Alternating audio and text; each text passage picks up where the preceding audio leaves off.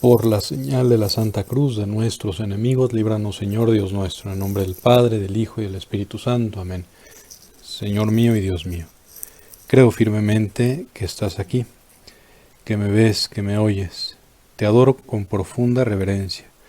Te pido perdón de mis pecados y gracia para hacer con fruto este rato de oración.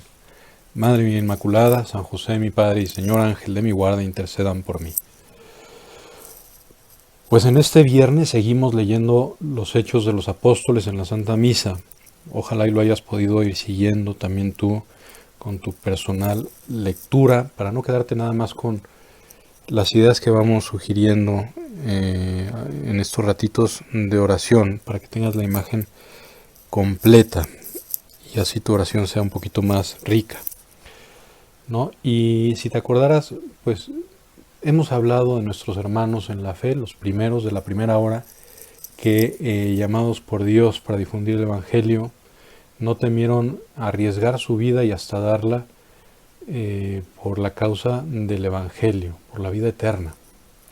Hablamos de los apóstoles, de Pedro y de Juan, y especialmente en estos últimos días de San Esteban, aquel mártir, el primero que derramó su sangre por Cristo. Bueno, pues recordarás muy bien que cuando los judíos se reunieron en torno a Esteban para matarlo a pedradas, había un joven por ahí que consentía que se asesinara a aquel santo varón. Incluso dicen detenía pues las ropas mientras los otros lo apedreaban. Y él se dedicó él mismo a perseguir cristianos, pensando que hacía un bien a la fe de Israel. Y ahí tenía cartas para ir de aquí para allá, cartas de las autoridades, y poder apresar a todos los cristianos que se encontrara y ponerlos en juicio, porque para él eran pues los enemigos de Dios. Era despiadado, muy listo, muy inteligente, celoso, y quizá nos sabemos un poco orgulloso también, ¿no? Se trataba de Saulo, un joven de Tarso que se había educado en la escuela de Gamaliel, un gran maestro, fariseo, y por lo tanto conocía muy bien las Sagradas Escrituras. Y por ese celo, pues perseguía, como ya hemos dicho, a los cristianos. Bueno, pues este hombre que hizo tanto daño al principio a tantos hermanos nuestros, los primeros, que persiguió, aprobó por lo menos su muerte en algunos casos. Cuando iba a Damasco, acompañado por otros hombres, recibe una gracia especial. En los Hechos de los Apóstoles dicen que iba a Damasco y una luz del cielo lo envolvió de repente con su resplandor. Cayó por tierra y oyó una voz que decía: Saulo, Saulo, ¿por qué me persigues? Pregunta: ¿tú quién eres, Señor?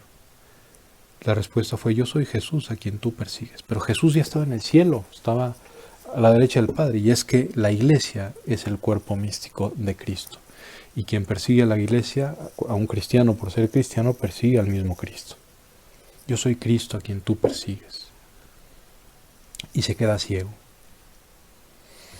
Va por ahí a una ciudad, entra en ella, se pone a hacer oración como le había mandado Jesús, y después recibe la visita de otro hermano nuestro, Ananías, que no quería ir en un principio, pero va mandado por Dios para hacerle recobrar la vista y poder ofrecerle los sacramentos. Y recibe al Espíritu Santo, el bautismo, y seguramente recibió la Santa Comunión, aunque no lo menciona por ahí. Y más tarde recibió la ordenación sacerdotal, el mismo. Bueno, y ese gran perseguidor de la iglesia, después de ese tiempo, de ese encuentro con nuestro Señor, esa gracia tumbativa, porque dice que cayó por tierra, una gracia tumbativa es una gracia de un solo momento, muy fuerte, que te hace cambiar radicalmente, pues recibe, después de la oración, de nuevo ya ahora de manera espiritual, la luz de la fe, es decir, la fe que él profesaba, la fe de Israel, llega a su plenitud en Cristo, el Mesías que tanto habían esperado, el Mesías Dios, el Emmanuel. Qué maravilla es el misterio de la conversión.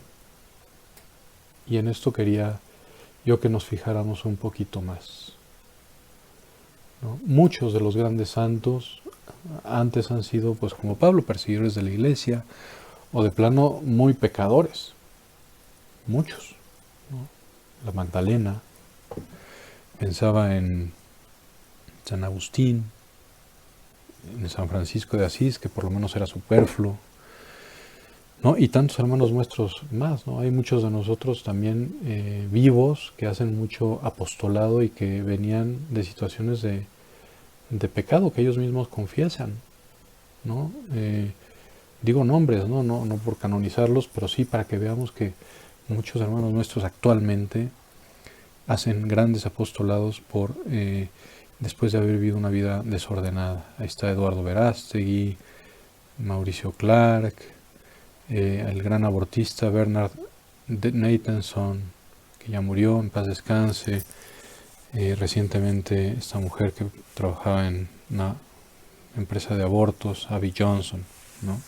Que recibieron también todos ellos la gracia de la conversión, y seguramente también nuestro Señor se los concedió por la intercesión de personas que tenían alrededor, o sea, por la oración de otros hermanos que tenían alrededor. Y esto le da muchísima alegría al Señor, ¿no? Hay más alegría en el cielo por un pecador que se arrepiente que por 1000 justos que no necesitan conversión, que se entiende pues también un poco tibiezones, ¿no? Quizá como tú y como yo, ¿no? Hay mucha alegría en el cielo por alguien que se convierte. Decía San Gregorio Magno, por ejemplo: por la conversión de un pecador hay mayor gozo que por un justo que se mantiene en su ser.